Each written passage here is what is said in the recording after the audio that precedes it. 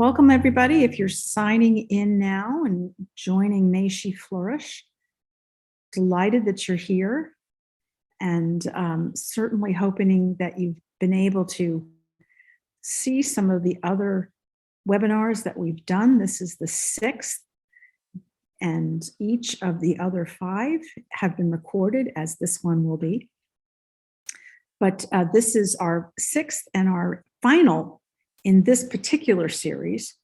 Those of us who've been inspired by this have talked about doing more, so we're hoping to bring you some more information, some more reflection, some more research tools about not only flourishing in ministry, but also and particularly for women and the challenges that they face. So I'm going to introduce our panelists, and I'm looking at the information that I have next to me. But we have with us Danae Ashley, who is Associate Rector of St. Andrew's Episcopal Church in Seattle. Although she too has served coast to coast in her many different ministries that she's had, including a rector, including an associate rector.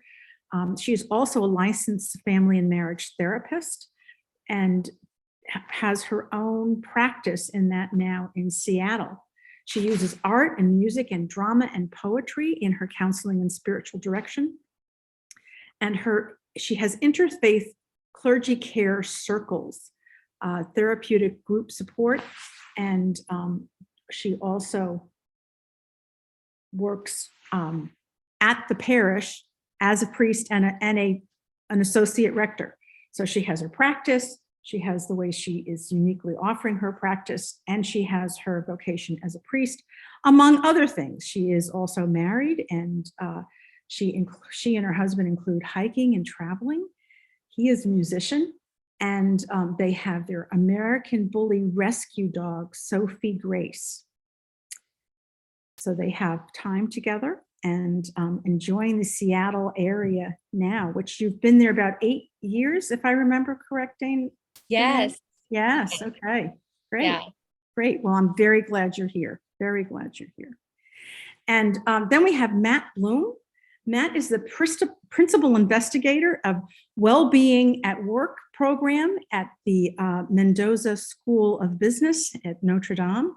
He has been doing this research, leading an interdisciplinary team of 10 researchers on how to learn and sustain helping and caring professionals in their work.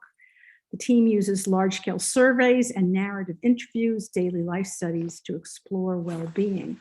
And Matt has gotten particularly interested in the well-being of clergy. So he has developed an app by the name of Ritual, which you can find through the App Store, that is aimed for those of us who find our nurture in writing, in prayer, in contemplation, in reflection. Exercise there that will support your well-being. So if you're interested in that, I encourage you to go take a look at that. And Matt, I'm glad you're here as the person who really has kind of framed and started us all off on this particular focus on women. So we have Manuela with us for our focus on the women clergy and the research tools. It was out of her research that we developed this webinar. And oh dear, let's turn that off. I've got an echo. It's been out of her research that we've developed this webinar series. We're hoping to do a little bit more, but each one of our presentations has been one small section of Manuela's research. She works as part of Matt's team at Notre Dame, but she herself is also a professor there. And I love saying this after everyone, Manuela. She could do this webinar in French, Italian, and English. So I'm always just amazed because she's worked at seminaries and theological schools across Europe. So Manuela, thank you very much for being here.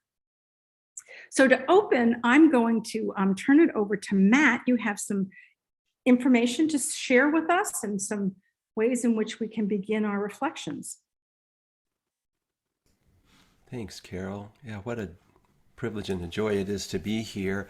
And over the next about 12 minutes, I'm going to share some insights from research about stress, and then through the discussion that Manuela and Danae and Carol will participate in, we'll bring the focus more specifically to women in ministry.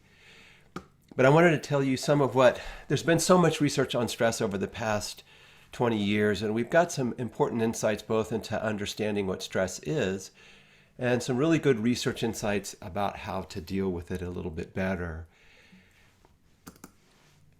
So one of the things, the word burnout, the term burnout is used so much today, and stress and burnout are very different things. And if we need to discuss burnout a bit more in the discussion, we certainly can.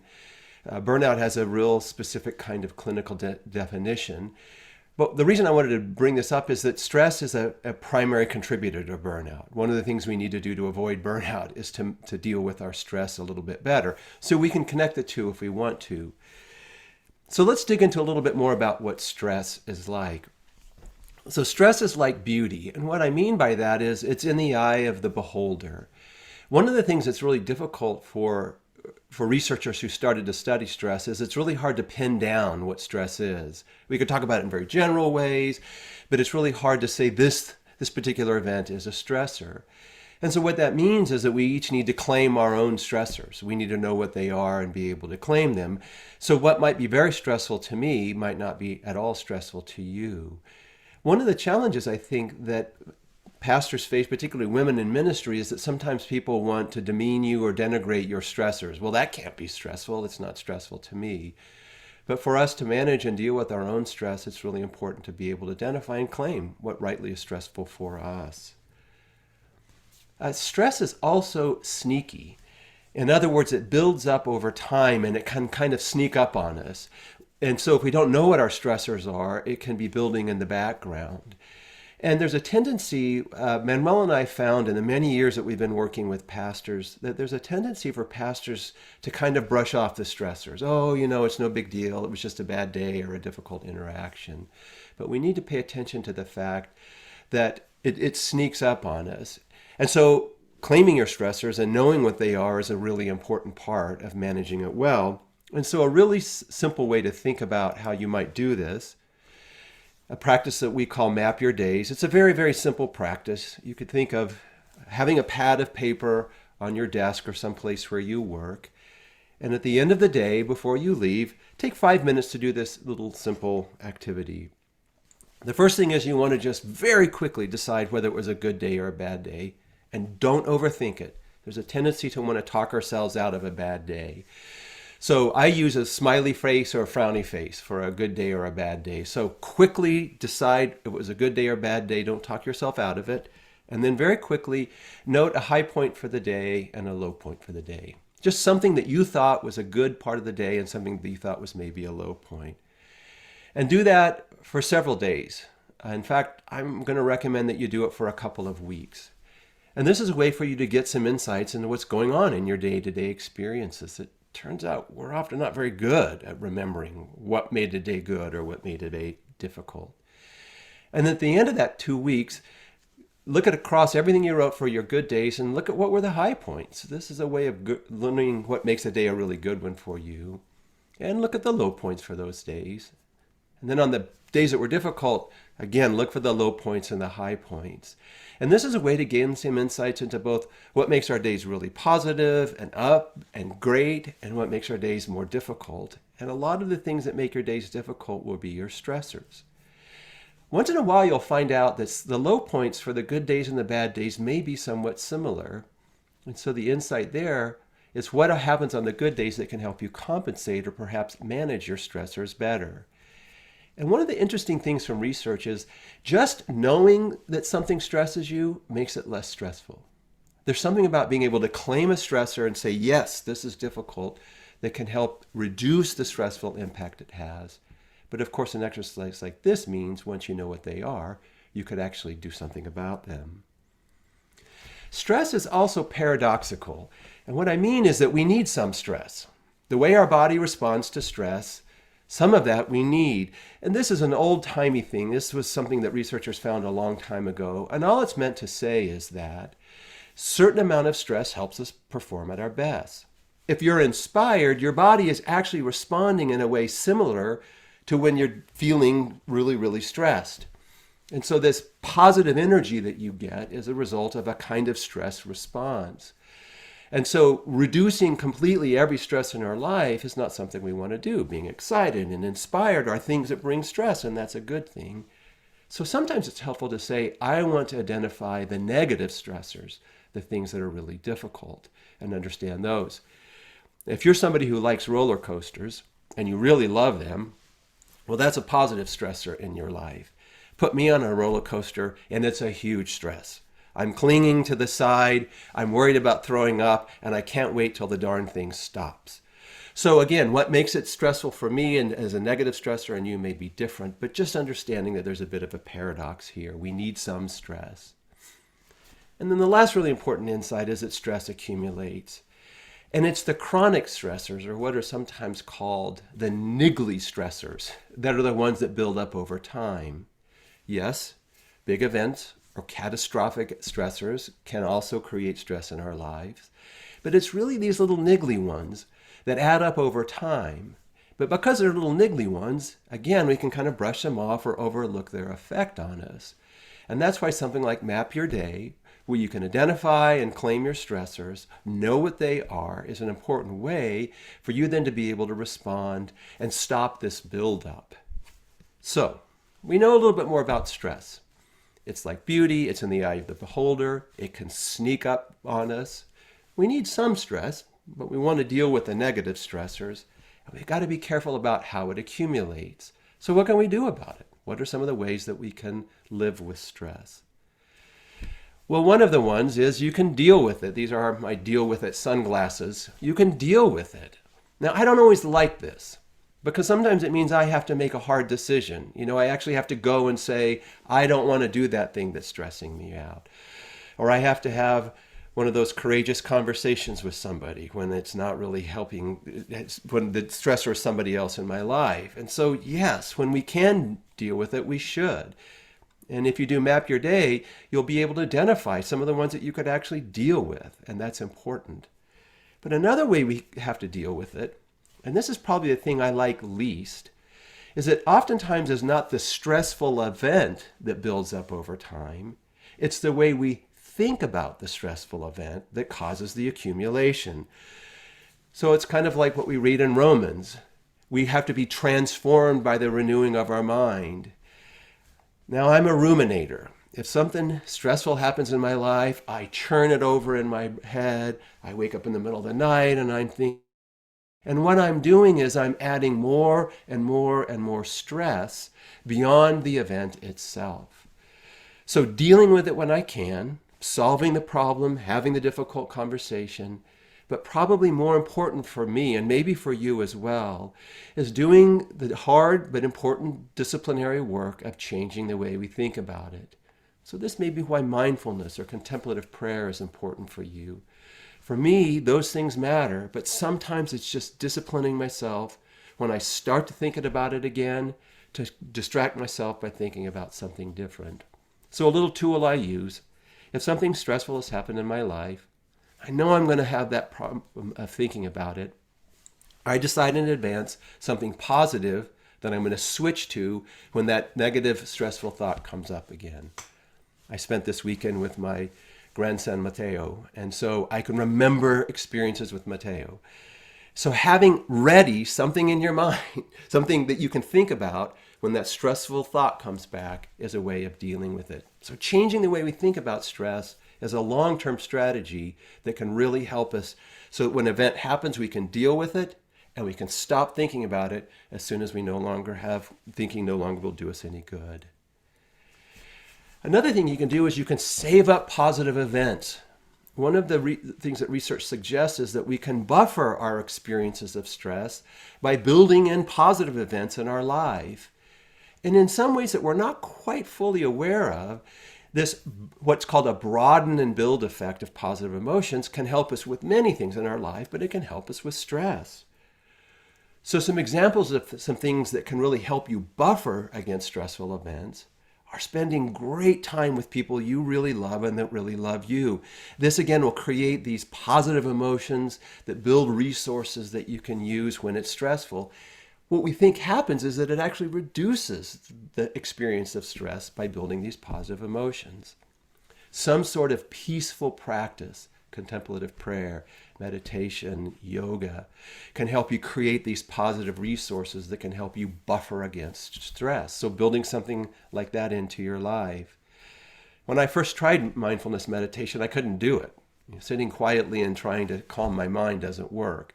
But I found out that hiking can do it for me. And so when I'm out in nature and I pay attention to my feet on the ground and the sounds I hear, that's a mindfulness event. I can do that on a regular basis. I'm buffering myself from the stressful events. Find some activity that you experience. You've probably heard of a flow experience. Something you really love doing that you can lose yourself in. Maybe it's gardening or cooking or knitting. Maybe it's reading novels. For me, hiking is one that I mentioned. I also love rock climbing. One of those events that you can really get yourself into and you lose yourself and it's a positive experience can be a huge buffer against stress. In fact, in the research literature, these are called restorative niches. It's a little niche in your life where you can go and get restored. So that would be another example of saving for the rainy day. And then these life journaling practices seem to be really powerful for helping us not only deal with stress, but again, prepare ourselves to better handle the stressful events when they happen. So that old idea of a daily diary can be a really powerful way of helping you create these positive reserves. One of the things that research talks a lot about are some restorative practices that we could engage in at the end of the day. And these three seem to be the ones that are best: detach, relax, and grow. Detach means forgetting about work. And so if you map your days, you can pay attention to the things that remind you of work. My computer reminds me of work. My cell phone reminds me of work. Not necessarily in a bad way. The point is, we need some period of time where work isn't on our mind. So finding ways that we can disconnect from the thoughts that we have about work is the first and maybe the beginning of these restorative practices. Detach from work. Find something that relaxes you. It could be one of those mindfulness practices. Maybe it's watching a favorite TV show. Maybe it's reading a book. Maybe it's walking your dog. Something that can physically relax you. As our bodies relax, it helps us deal mentally better with our stress. It's as if when our bodies relax, our minds relax as well. And then grow really goes back to those practices I talked about a minute ago, those practices that you love doing, that entail a bit of mastery. Growing could be learning a new language. I'm learning Portuguese because my grandson speaks Portuguese. Some activity that helps you move forward in a positive way. These three, this little triad of three practices, a lot of research has shown can really help mitigate that accumulation of stress. Detach from work, find something that relaxes you, and on a fairly regular basis, something that just helps you grow. It doesn't have to be a monumental thing, just some small way of moving forward. Detach, relax, and grow. Seek similar others. We've all heard of significant others, but similar others are people who can understand our life. So for you, another clergywoman would be a really important similar other. Or even another pastor, a male pastor, who you feel comfortable with. There's something about commiserating with people who can really understand our experiences that helps us deal well with stressful experiences. Partly because when they say, I understand, you know they understand, and that helps. Partly because they may offer insights that can help you understand and deal with the stress better. Or maybe they can help you learn ways that you can resolve the stressful experiences that you're having. So similar others are a powerful way to help us deal with stress. And sometimes you might not have those. I mean, gosh, here's a whole group of similar others for you to consider reaching out to. But if you don't have a similar other, make an effort to do that. My daughter-in-law, Mayra, she's a physician. Her son, Mateo, is 2 years old. She's found some similar others. other female physicians who have young children. And that's really helped her with, as she thinks about this sometimes difficult process of trying to balance work and life. And then the last one that I want to share with you is self-compassion, being kind to ourselves. Stress sometimes is hard. It's hard because it makes us feel bad. It's hard to deal with. It's hard to manage. And it's a fundamental part of human life. So one of the things I'm concerned about with pastors is this tendency to be highly self-critical. Oh, I should be able to manage this better. But practicing self-compassion and being kind to ourselves is a way to help prepare ourselves for stress, a way to help us deal better with stress. And it's a way of simply, I think, of honoring the fact that stress is a part of life, and sometimes it's not going to go well for us. So thanks for listening. I'm going to unshare my screen, and then Manuela, do I hand it over to, or Carol? I hand it over to Carol. Is it right? Okay, Carol. I will unmute. Thank you, Matt. Thank you. That was a lot of helpful information. And I'm particularly reminded with the be kind when people say, would you talk to your best friend that way? And why are you talking to yourself that way? I think pastors fall into that you're right, very easily. So Danae, and then I'm going to turn to Manuela, but since you're hearing this from Matt now, what would you comment on? What would you add? Are there things in what he said that you've seen as don't show up so much in your ministry and your therapy practice, or you have lots of examples of each one? Yeah, sadly, yes. Yeah, thank you, Matt, for the dedication in your work. I really, really appreciate the research that definitely for me in my work as an Episcopal priest and a marriage and family therapist, I see in clergy all the time, all of these things. And a lot of the tools that you were giving, I was like, oh yeah, I do that. Those are good tools. So I feel affirmed personally. So thank you. But yeah, I would just, I mean, there's many examples that I could use, many things that I can add. When Matt was talking about the map your days exercise, I often invite people to do that in the context of like in the Ignatian spirituality, because it's the highs and lows, and to track the patterns. There's a really great book called Sleeping with Bread by Matthew and Sheila and Dennis. I think there are two brothers and then the wife of one of them, the Lynns, Linn, that talks about this in a really accessible way. But yeah, I mean, I love the calendar, making it really easy and accessible for everyone. And the stress accumulates. Oh my goodness, yes. I was personally hit by it in thinking about my own situation right now, where my rector had to take medical leave right now because the stress had accumulated. And my rector is a male and I'm on staff, and it had accumulated so much, and he kept going and didn't have some of these other things in place, that he just had to step back. And I see that in many different ways, both with men and women in my practice, and trying to figure out the fact that, Jesus already died on the cross. We don't have to go there. We don't need to sacrifice our lives on the altar of the church in order to be whole. God has already made us whole. And just to have that reminder that in the end, we're not needing to get approval from the church people. It's, have we done our best for God? So I would just add those pieces, but there's so much goodness here. I'll turn it over to Manuela for her comments as well. Your comments, you've worked with Matt and you know his research and he knows yours. So what are you seeing? What are you hearing as he tells us about this particular segment? I just wanted Matt to know that he's the only man that has been allowed in this webinar. Good point. That's for yourself. an honorary woman, basically. So, anyways, that quite apart from that, just a couple of things that have to do with the research on clergy women we have been doing.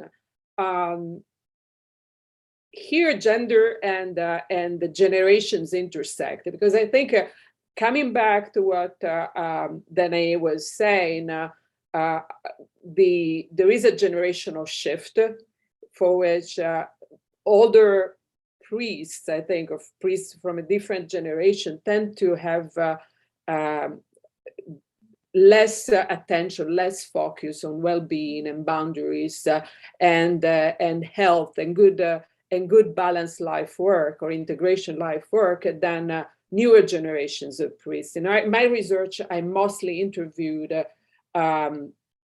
women and men who were just entering the ministry, and especially in the younger generation, there was especially because many of these have seen in their own families as the kids of pastors and priests, the dysfunction that a certain kind of mentality you are mentioning, Danae, the self-sacrificing, self-emptying kind of mentality created, have said, no, that's not for me. In fact, that mentality for many of the pastors and priests that I interviewed was the first obstacle to joining the ministry. That I don't want to become my grandfather. I don't want to become my father, and so on. So that there is the curse of the previous generation brings about a blessing for the new generation. That is not, I don't want to say that is generalized, but I will say that there is a certain amount of awareness that is also due to the public discourse that's been much broader today about the mental health than it was in previous generations.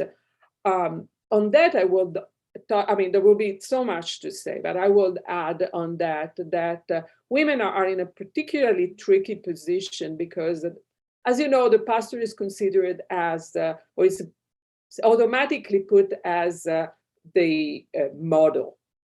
And women are twice as much scrutinized as men when it comes to performance, when it comes to behavior, even when it comes to simply the way they speak. So this idea of self-compassion is really important, I think, and key, particularly even more. For women than it is for men. Men are given more allowance for mistakes than women. And by reflex, women tend to demand of themselves much more than men do sometimes, because they are aware of this scrutinizing kind of gaze that congregations and church leaders may give them. So I would really emphasize this idea of self-compassion. Please be kind to yourselves. And also, on the other hand, the fact that I was very comforted actually by the fact that really the majority, I would say 99% of the women I interviewed had the initiative to turn to a spiritual director, a coach, a therapist right out of the bat, because they knew that they would experience more hurdles, more obstacles, and more scrutiny.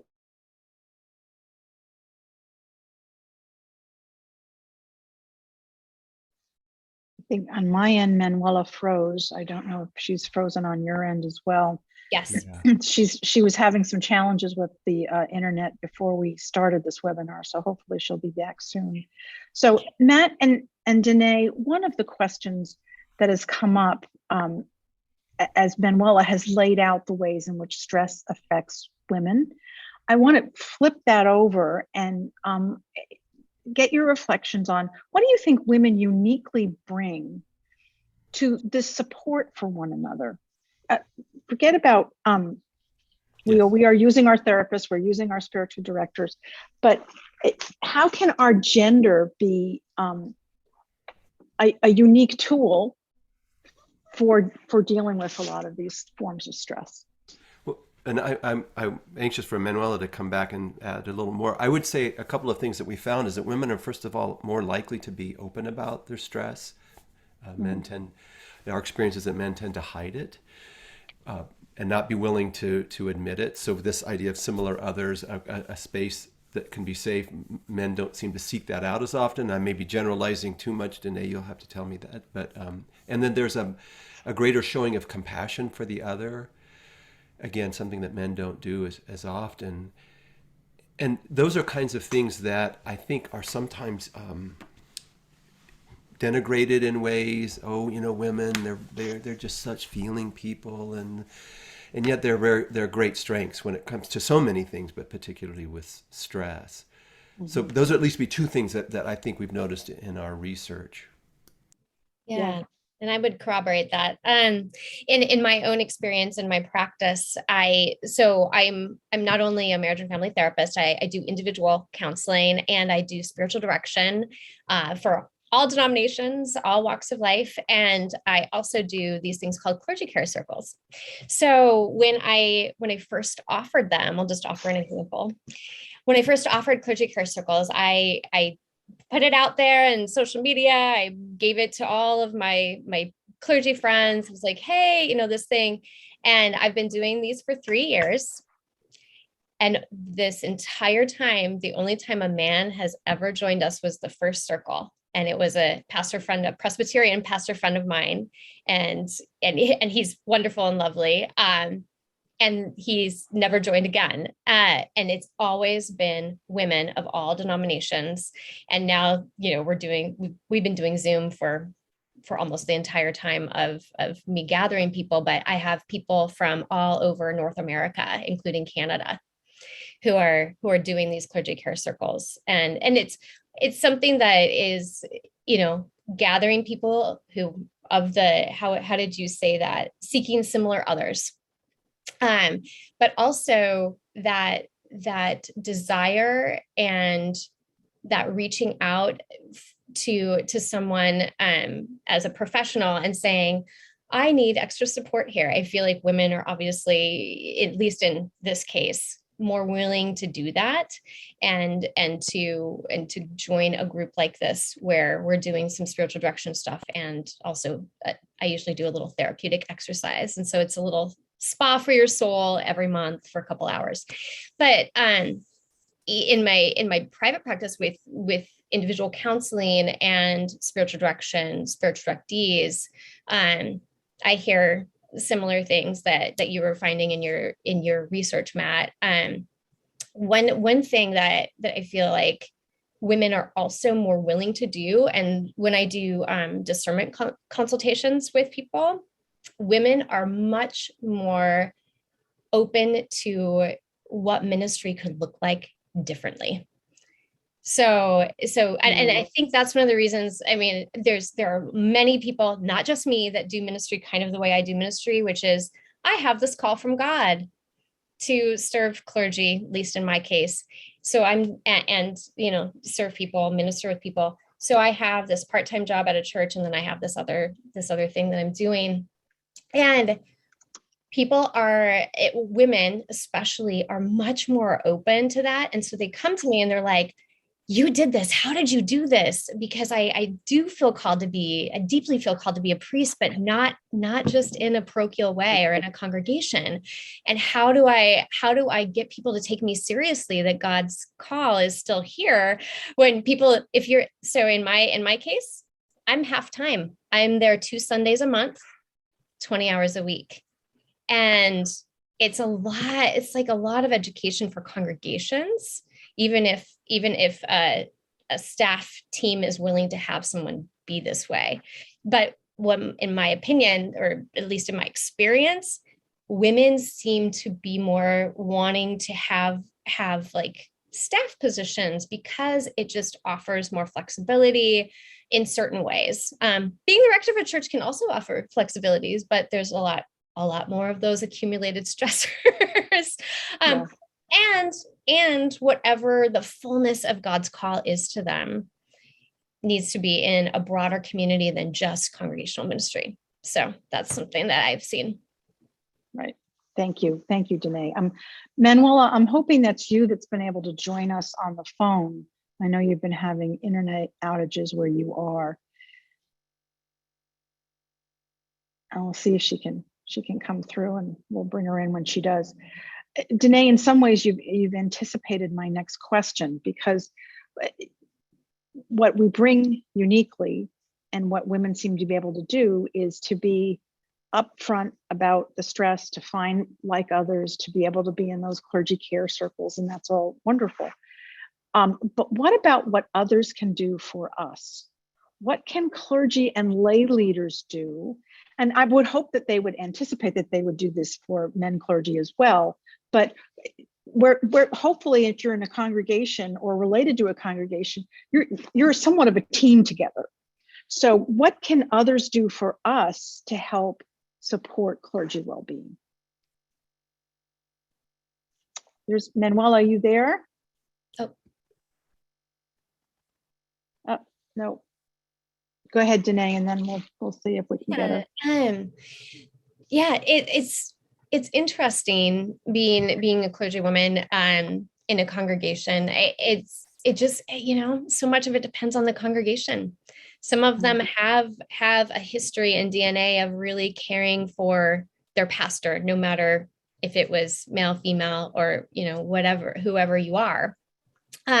Whereas others need to have a little bit of like pushing to do that because they've never seen the pastor in a role of ministering with and needing to be cared for as part of the community. And a lot of pastors don't see themselves that way. So I've been in churches where there has been the vestry every year. They take a private collection from the congregation and they give like a Christmas bonus.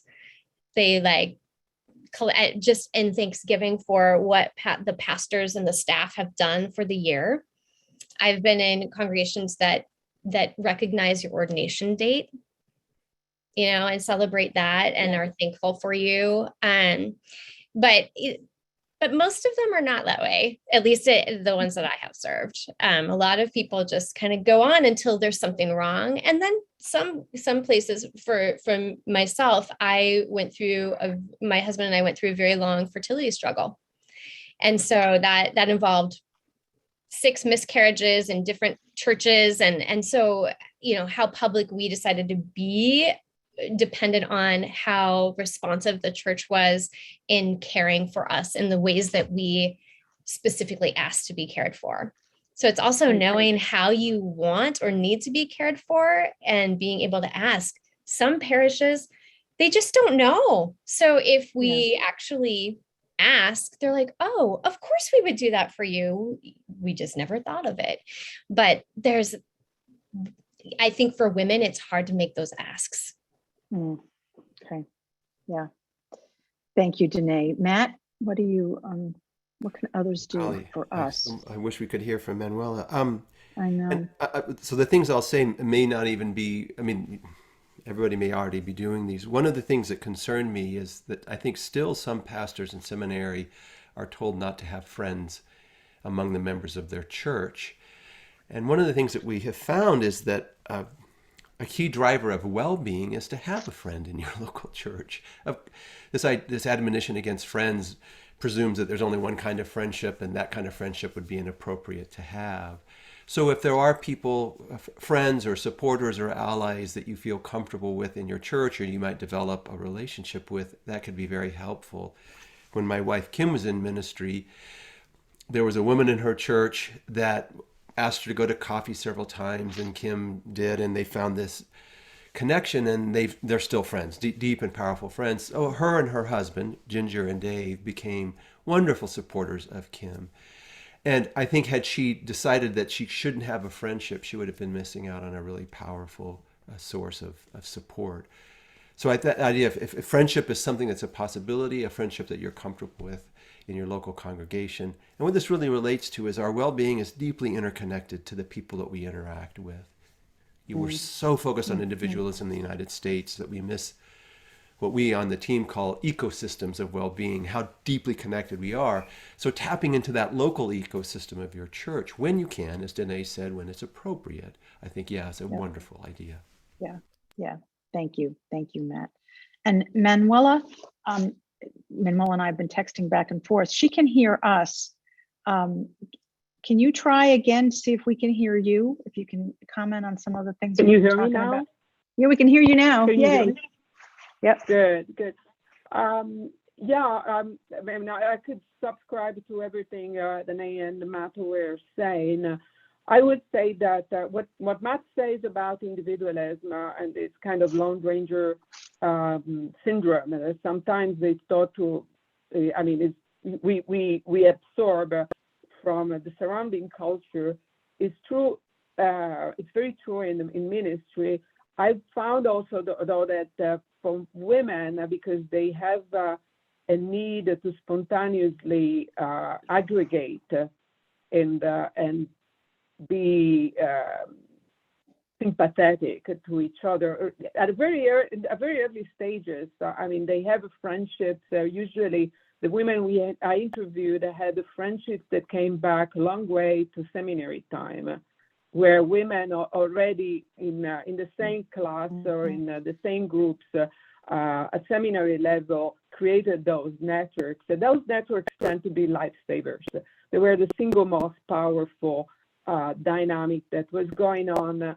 In the literature, there is often talk about what they call the syndrome of the incredible woman, which is not a compliment. It means that women are often not believed. That's what Matt was saying at the beginning when he talked about stress being in the eyes of the beholder, and for church members, sometimes stress is never enough to be recognized in a pastor or in a priest. Oh no, what's the big deal? And for women, that is twice as true, because sometimes the small slights that they small or big slights that they may receive are not recognized for a number of reasons that probably we don't even have the time to explore.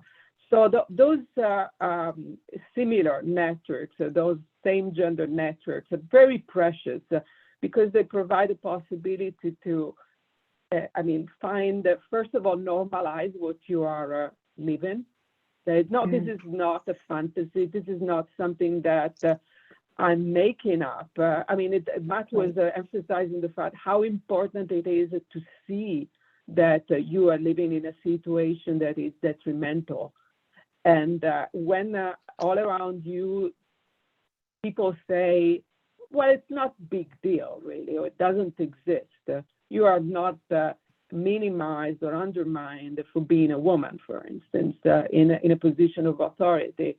And you are making a big fuss of something that happened because you are oversensitive or too emotional. Well, those circles are important because actually you find recognition that this is not just something I'm living, others are living the same experience, and it's a problem. And maybe I can learn to read, decode, and counteract those situations in a way that claims my agency and make me feel that I'm effective and I can respond, and I have this dignity that can preserve in me that is about the recognition of my experience, the claiming of my experience. Right.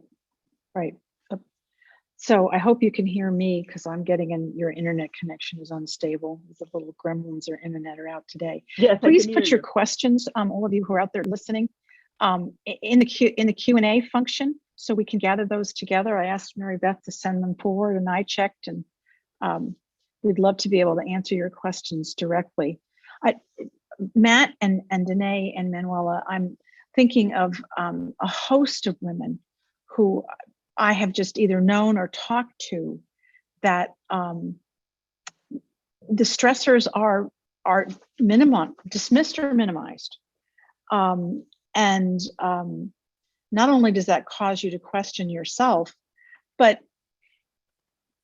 it erodes the trust that you have in the people that you're ministering with, and you want to be able to have a trusting relationship with most people. That most of us are open and want to have a solid relationship. So how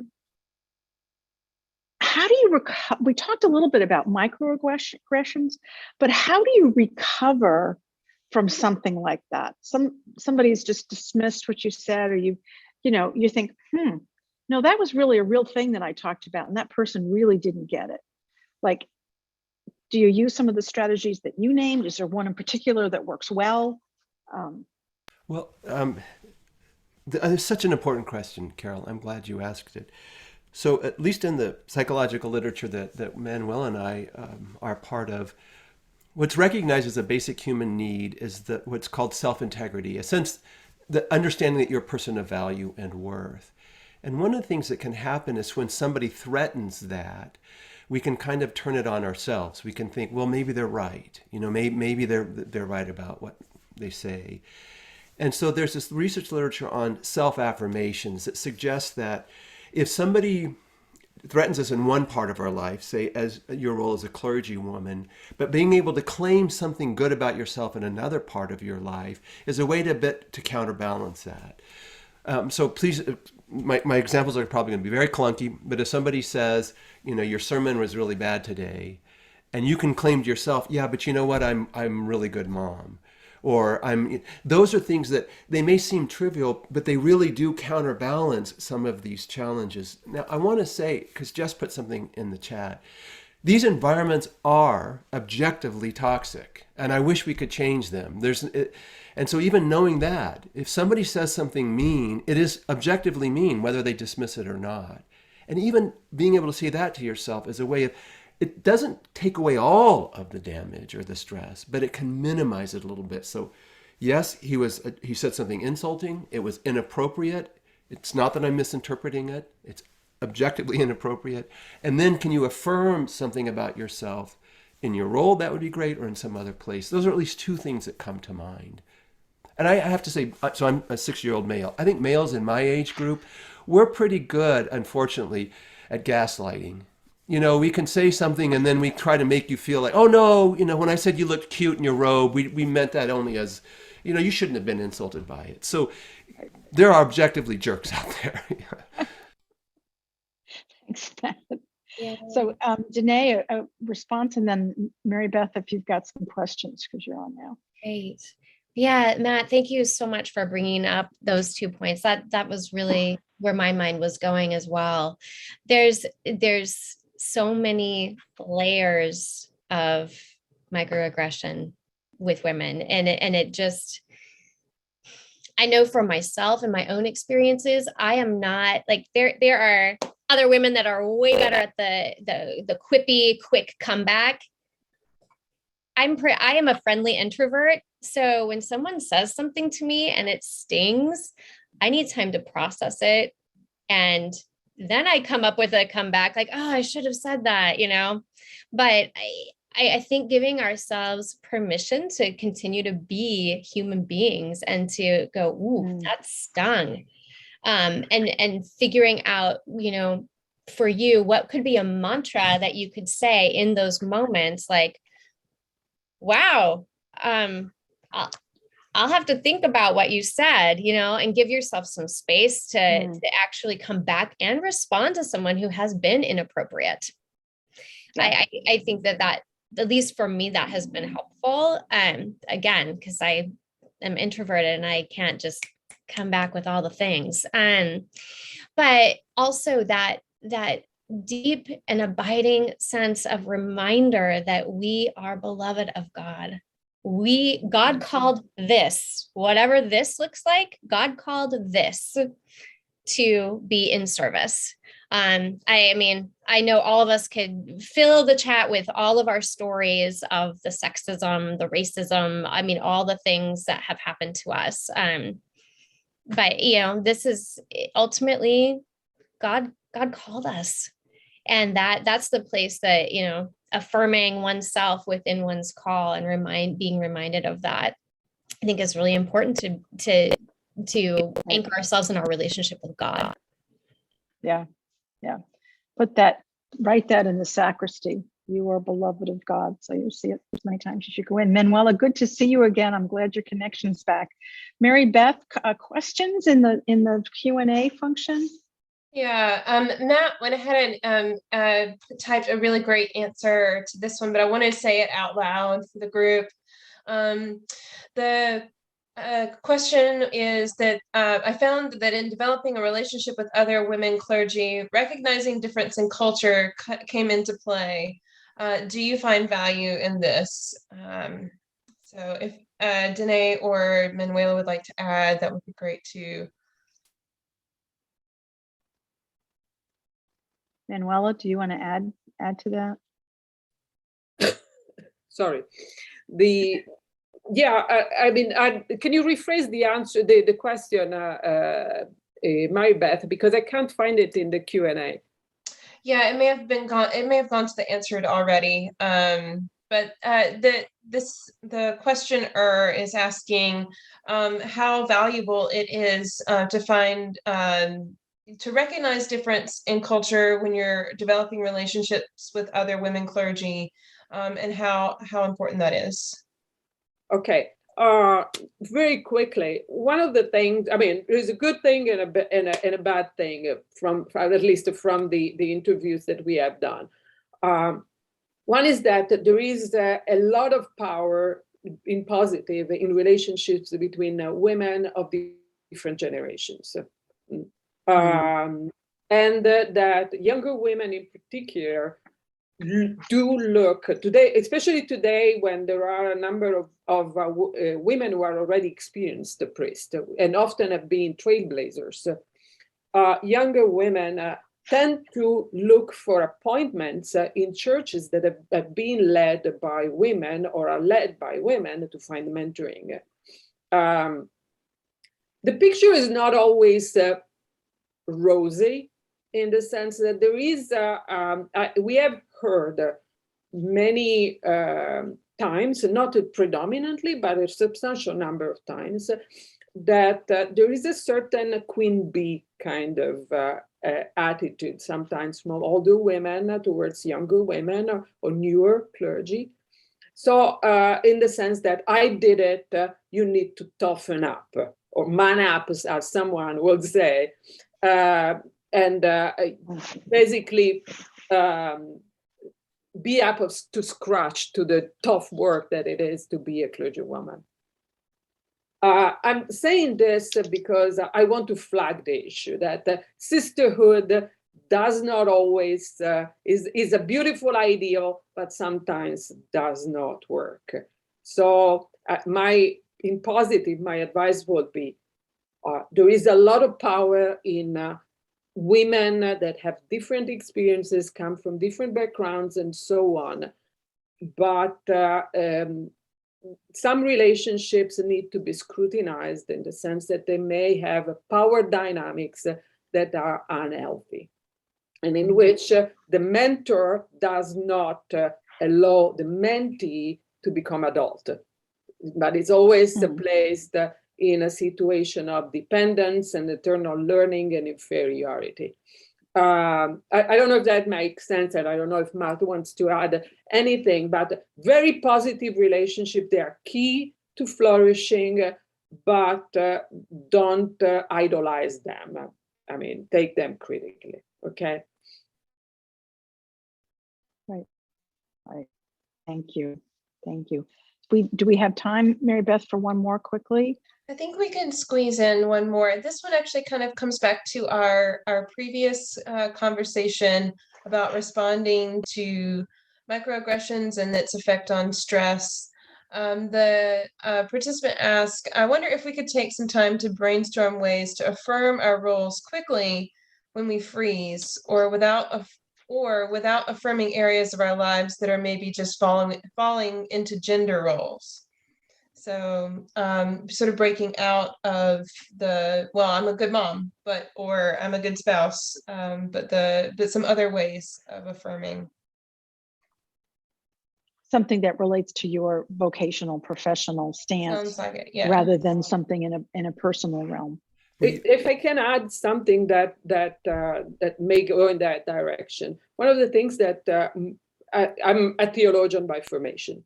So one of the things that I found consistently among women was what Danae was saying. It is, I'm called. I mean, women clung to their calling story and to the value of that calling to remind themselves about why they were there, find a purpose, and find value in themselves. And it is easy to fall into the trap of low self-esteem. It was one of one most widespread problems that we found in our interviews, this constantly being denied or undermined in one's values. And one of the most common reactions was actually clinging to that story and repeating that. And I don't know if anybody wants to add anything, but I found it very interesting that women more than men actually clung to that idea of I'm called as I am. So just a few thoughts from research. So I maybe a quick clarification. One of the things that research suggests is if you've been impugned, if something about you has been impugned in one area, affirming that part of you in another area is a way to equalize it. And that's why I brought up being a mother, a good spouse. But your point, yes, you can affirm other things about yourself in other areas. That's awesome as well. Maybe the best way to do it within your role is to stockpile things. To be willing to be self-compassionate and stockpile self-compassion. To be willing to stockpile things about yourself that you can claim, I was good at this as a priest or a rector. If you're really willing to admit to yourself that you were good about that, that's another thing. And then in those moments, then you can claim that. If you're willing to claim it, if you're willing to say, okay, I got insulted, but this is something that I can claim as an essential and wonderful part about who I am as a clergywoman. I think the challenge is that people tend not to want to do that. It's hard to claim. It's hard to say, I'm really good. I used to say, clergy are some of the most difficult people to thank. If you say, thank you for caring for me, then clergy say, oh, it was God, it was the Holy Spirit. Yeah, well, but you were there too. So if you can claim those things, wonderful, do it. If you find that difficult, find these other things that you can claim about yourself. That's the key. So I'm seeing a discussion group, either the ones that are already arranged or a special one arranged, of where we stockpile all those things that we're good at, and we brainstorm those responses of when we're, hit with something. We at least have a standard response that we can, come back with. I'll think about that, And so anyway, that's a quick way to kind of bring together what we have had is a fabulous, fabulous discussion. And as always in this webinars, more information than we could possibly cover. But that's what I hope those of you who are participants take away, is that there's something here that you really, really use tonight or tomorrow. And then there's many things that you think about for your development and growth in the future. I want to thank Mary Beth Sanders Wilson, who has been an invaluable tech person, communications person, keeping us all straight and online with all the different things that make the production of a webinar like this possible. Thank you, Matt, and thank you, Danae, for your words today and your participation over everything. And most importantly, thank you, Manuela, for bringing us real information, things that we've experienced, that this takes it outside of our experience and says, yes, this is real. So I think that's where we start, in women finding support with one another and asking for support. And I hope, Manuela, that this is not the end, it's only the beginning of some of the creative things that we can do together. So thank you all very much, and may you all flourish.